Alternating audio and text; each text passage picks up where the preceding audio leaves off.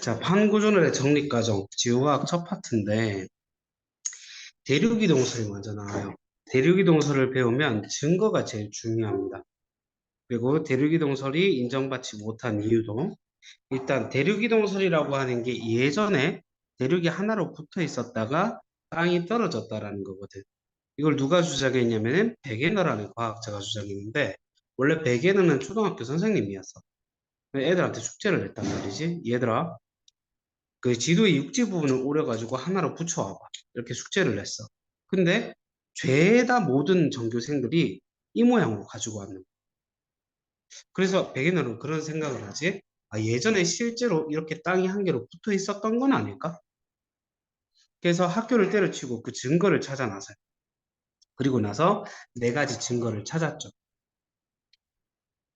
첫 번째, 멀리 떨어졌는 이제 대륙에서 해안선 모양이 딱 맞아 떨어지는 거예요. 두 번째, 딱 맞아떨어졌는 해안선에서 같은 종류의 화석이 발견이 될 거예요. 그 화석 이름도 내신 칠 때는 외워놓고 있어주세요. 그 다음에 지질 구조가 딱 연속적으로 이어지는 거예요. 예를 들어 산맥이 딱 맞아 떨어지는 거지. 이런 식으로 붙였을 때. 네 번째 가장 확실한 증거인데 빙하가 뜯어져서 이동했는데 그 뜯어져서 이동했는 걸 역순으로 쫓아가 보면 한 덩어리로 딱 맞아 떨어지는데 그 한 덩어리에 딱 맞아 떨어지는 게 바로 이 하나의 대륙이었던 모양과 딱 똑같은 거야. 빙하 이동의 흔적. 이 네 가지 증거를 찾아서 발표를 했죠. 인정됐게 인정 안 됐게? 안 됐어. 안 됐어요. 옛날에 이제 과학자들 다 모아놓고 예전 땅이 한 개로 붙어 있었습니다. 제가 이렇게 네 가지 증거도 발견을 했답니다. 그리고 이 땅이 한 개로 붙어 있었던 초대륙을 판게아라고 할게요. 이렇게 얘기를 했는데 인정 못해. 왜? 그래 네 말대로 땅이 한 개로 붙어 있었다고 진짜 왜 떨어졌는데? 그 땅이 떨어졌는 원인이 뭔데? 그 힘의 원동력이 뭔데? 설명 못 했어. 그래서 발표 당시에 인정받지 못하다가 나중에 인정이 되었어요. 그 힘의 원동력이 뭐냐면 바로 멘틀 대류죠. 근데 이 멘틀 대류설도 발표했을 때는 인정이 안 됐었어. 멘틀 대류설이라고 하는 것은 지구 전체가 이렇게 있을 때 지각이 있고요. 그 안쪽에 멘틀이 있고 외핵 내핵이 있죠. 근데 여기에서요. 멘틀 확대시켰을 때 멘틀 하층 부분에 대륙 지각이 있고 해양 지각, 이렇게 바다가 있다 치면 멘틀이 윗부분과 아랫부분이 나눠져 있는데 멘틀 하부,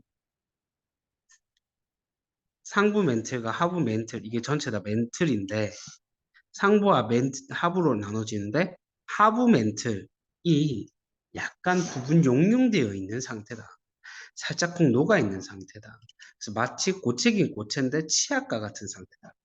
그래서 얘네들이 뭘 할 수 있다? 대류가 일어날 수 있다. 얘네들이 움직이니까 그 위에 딱딱한 부분 묶어서 암석권이라 불러주는데 암석권들이 어떻게 된다? 움직일 수 있다. 암석권에서 해양 지각을 가지고 있는 이제 멘틀 상부와 해양 지각을 묶어서 우리는 해양판이라고 불러주고요. 대륙 지각과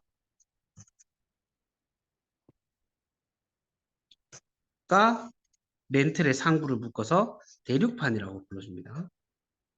해양판과 대륙판이 있는데 그 멘틀 대류에 인해서 이 판들이 움직인다라고 하는 건 그 뒤에 나오는 판구조론에 대한 이야기고 그 앞에다 보죠.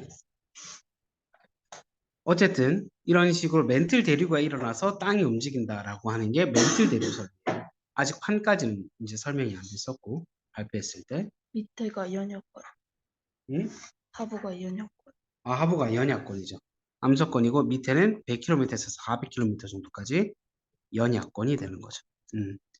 이건 뒤에 나오는 얘기고 어쨌든 멘틀 대류가 상승하는 상승부 에선 땅이 갈라져서 새로운 땅덩어리가 만들어진다. 바다가 넓어지게 된다. 뭐 이렇게 되는 건데 어쨌든 멘틀 대류설이라고 불러요. 즉 대륙이 이동했던 원동력이 멘틀 대류입니다. 이렇게 얘기를 했으나 멘틀 대류설을 주장했는 홈스 라는 사람이 주장을 했는데 이것도 인정을 못 받았어요. 그리고 그 뒤에 이 가설을 뒷받침할 수 있는 증거가 없었기 때문에 인정을 못 받았다가 음양측신법이라는 게 개발이 되죠. 음양측신법이라고 하는 것은 어떤 거냐면 초음파를 땅에 이렇게 쏴.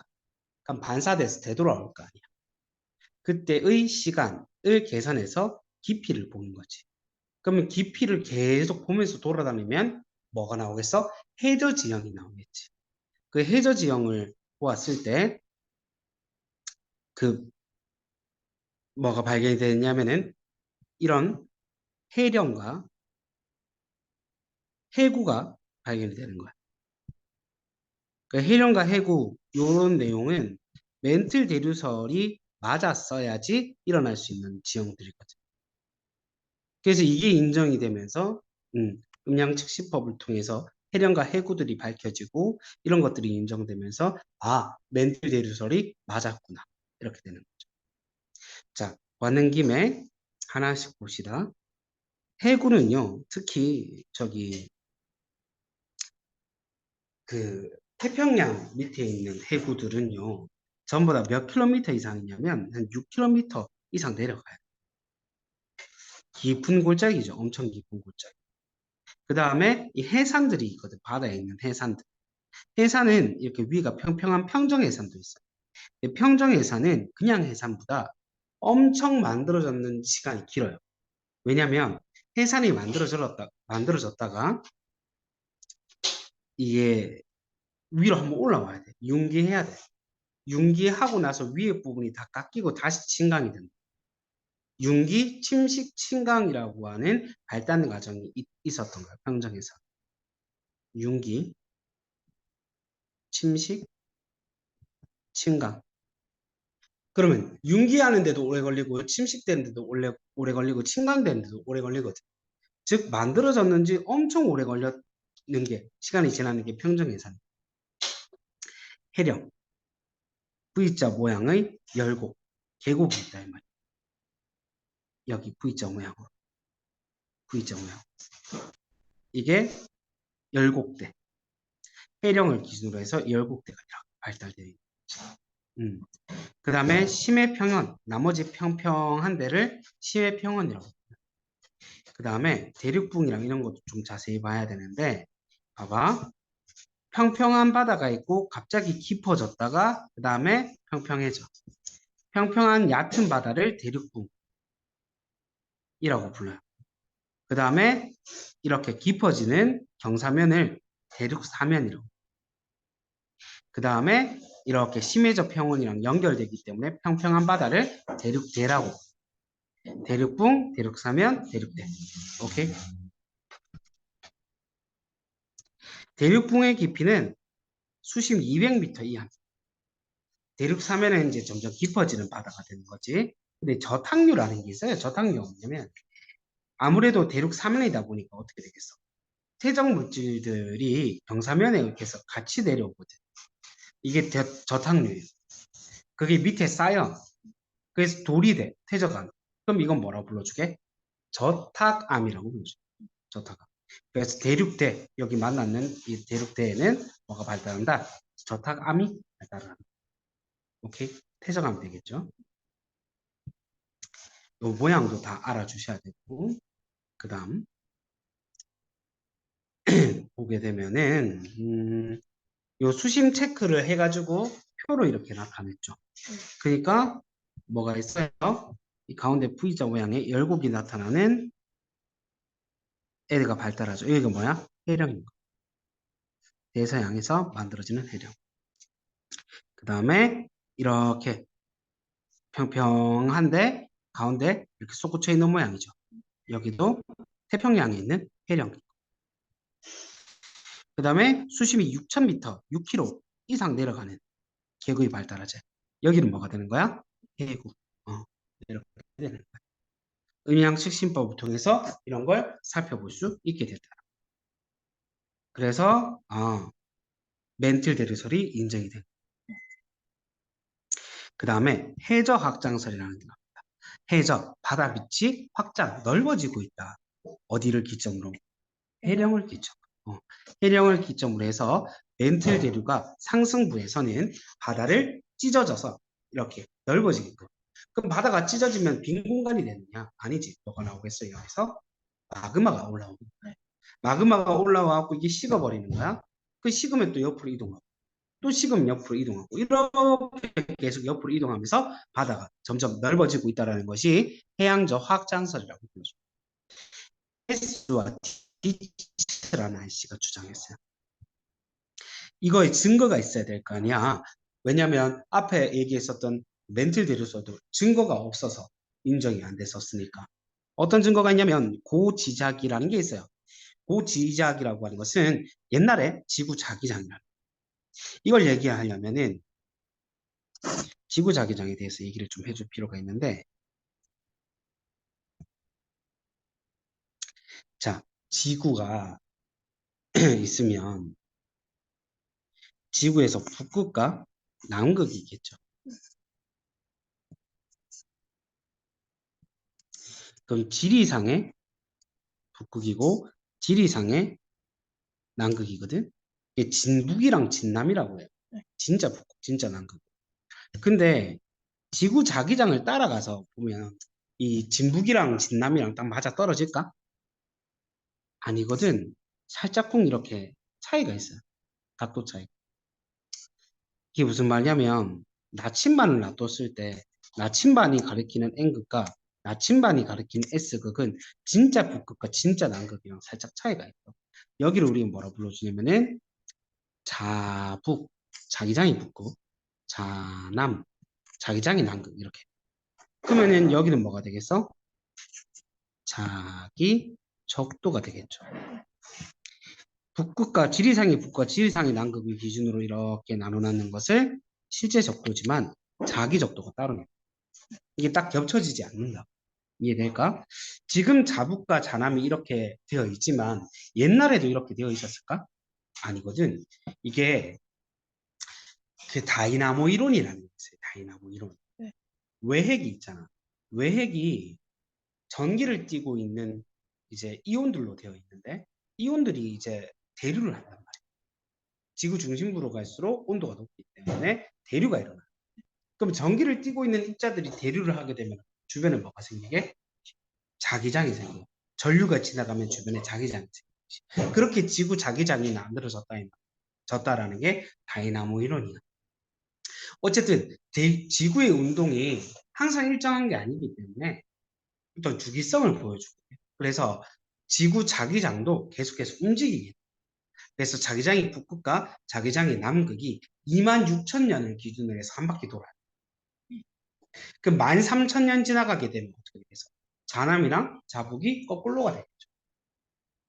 어쨌든 그래서 13,000년을 기준으로 해서 지구 자기장이 왔다리 갔다리 해요.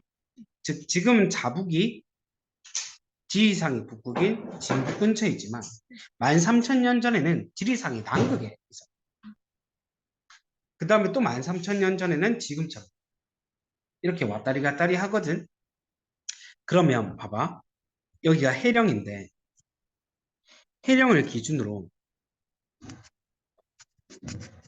지리상이 북극이 아니 자기장이 북극이 위에 있었어. 그러면 N극이 위쪽으로 이렇게 배치가 됐겠죠. 근데 이 해령이 기준으로 해서 마그마가 올라와서 옆으로 이동을 하잖아. 네. 그럼 얘가 옆으로 이렇게 이동했겠죠.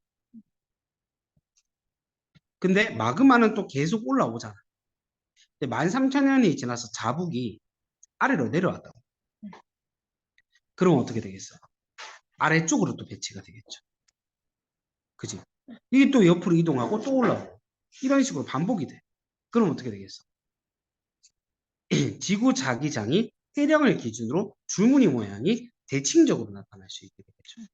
여기 무슨 말인지 이해될까? 네. 이게 무슨 말이에요? 해령을 기준으로 바다가 넓어지고 있다는 증거가. 한 개만 더 할게요. 자북이랑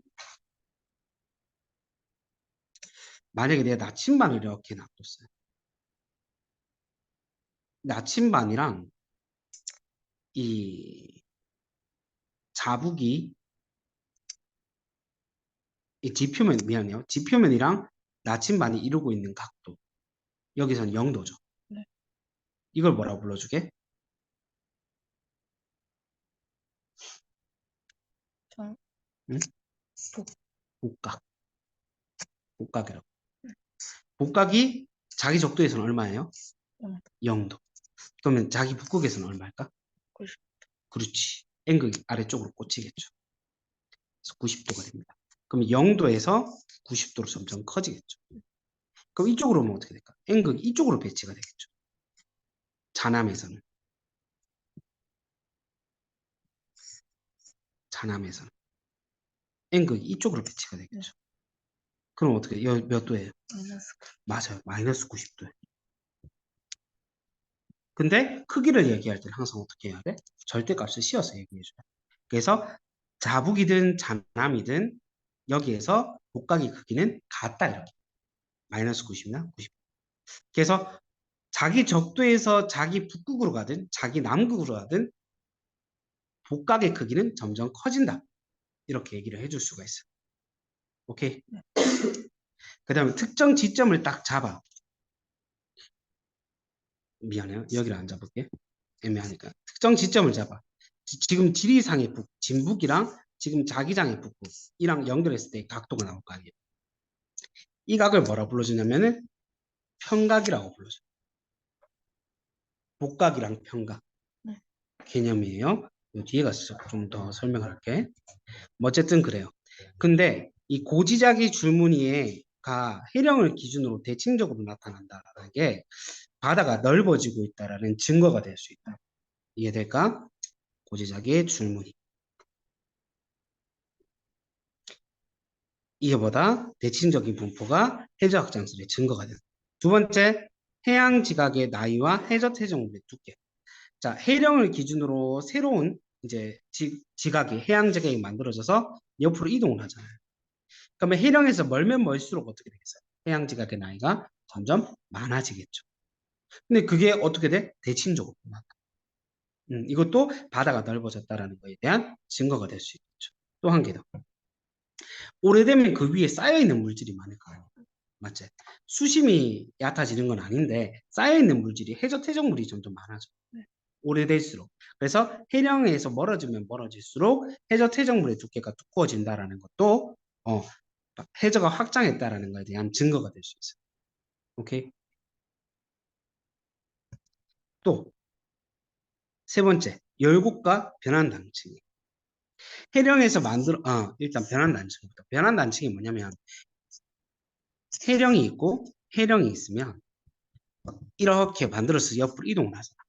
그럼 이 사이가 어떻게 되겠어요? 찢어지겠죠. 네. 땅이 찢어지는 걸 뭐라고 불러주게?